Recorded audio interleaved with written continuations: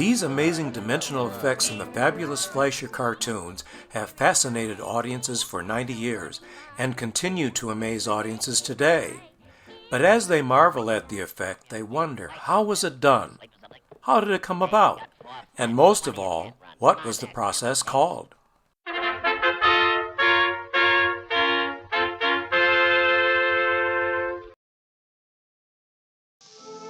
When Walt Disney won the Academy Award for Flowers and Trees, he created a market for color cartoons starting in 1932. This was possible through Technicolor's three-color process, which reproduced the full spectrum.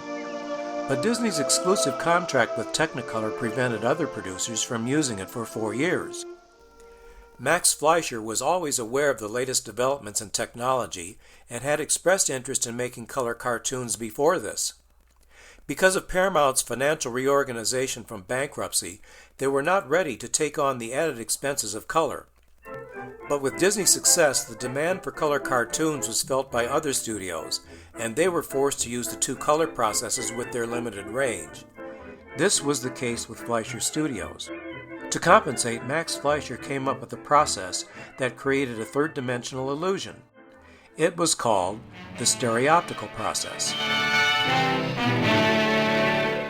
Its name was derived from the Stereopticon viewer invented by Oliver Wendell Holmes Sr. in 1860.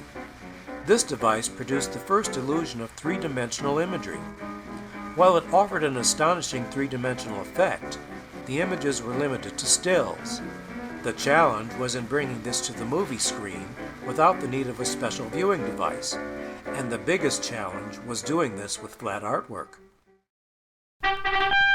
Fleischer Studios entered the market with their color classics, which promoted the added feature of third-dimensional effects. The first was Poor Cinderella, starring Betty Boop. Well, that's where I meet my Prince Charming. When I'm with him, can't fade away. They call her Poor Cinderella, but I'll be a princess someday. To create the impression of scope and space, miniature sets were built as backgrounds with animation cells placed in front. The special camera was referred to as the setback camera.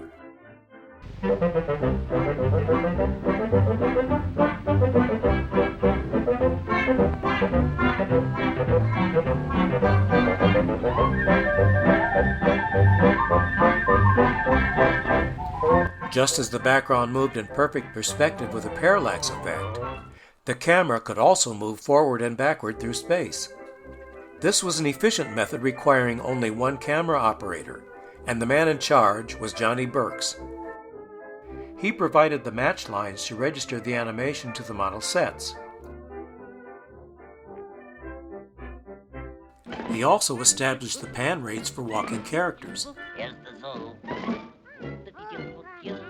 This was based on the spacing of the heel on each drawing of the footstep. So with the heels spaced at 1/8 of an inch, the background was moved that same amount. This is how the animation was synchronized with the background.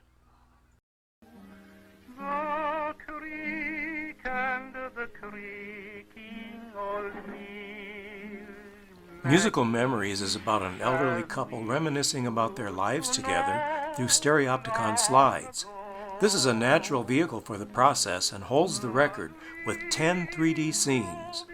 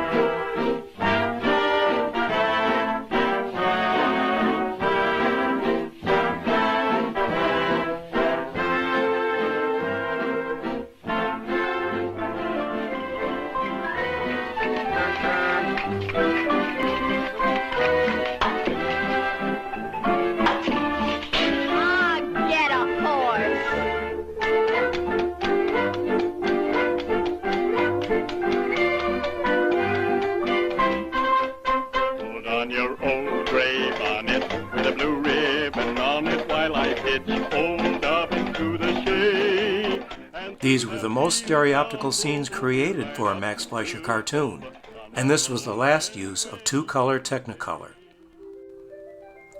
By 1936, Fleischer Studios was able to use the three-color Technicolor process, starting with Somewhere in Dreamland.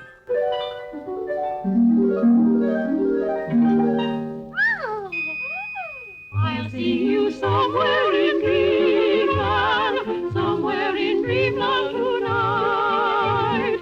Over a bridge made of moonbeams, the clouds will find our silver line. Each little star is a castle, shining a welcome so bright. Dreams will come true for me and you, somewhere in dreamland tonight. The stereoptical process was used in the Betty Boop and Popeye cartoons as well, and of course with stunning results. Over at Grampy's house. Oh, the most remarkable, extraordinary fellow, Simple the sailor. Oh, the most phenomenal, extra special kind of fellow, Simple the sailor. Ooh, I don't like this place at all. Sorry I ever came in here. It's kind of spooky to me around here. What's this? Oh. Oh, yeah.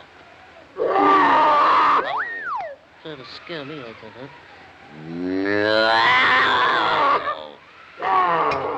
Can you imagine that dumb mama nose trying to scare me like that, huh? Oh, can you do that? In Popeye the Sailor Meets Alabama and His 40 Thieves, the same desert set was used for both day and night settings by controlling the lights just like on a real stage.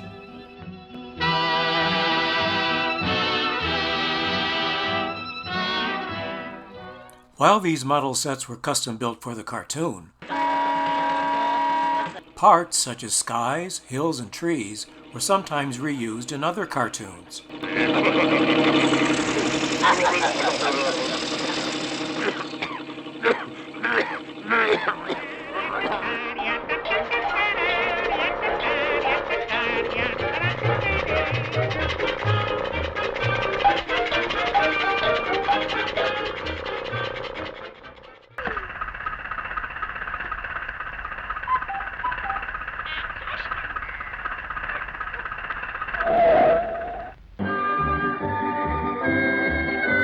The stereoptical process was used between 1934 and 1938, then abandoned briefly to return in the opening scene for 1940's Ants and the Plants.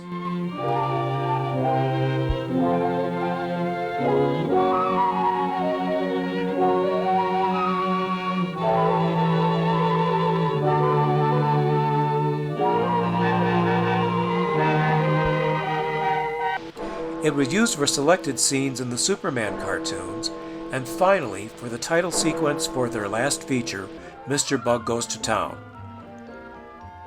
While the process was discontinued because of expense and production efficiency, this may be debatable.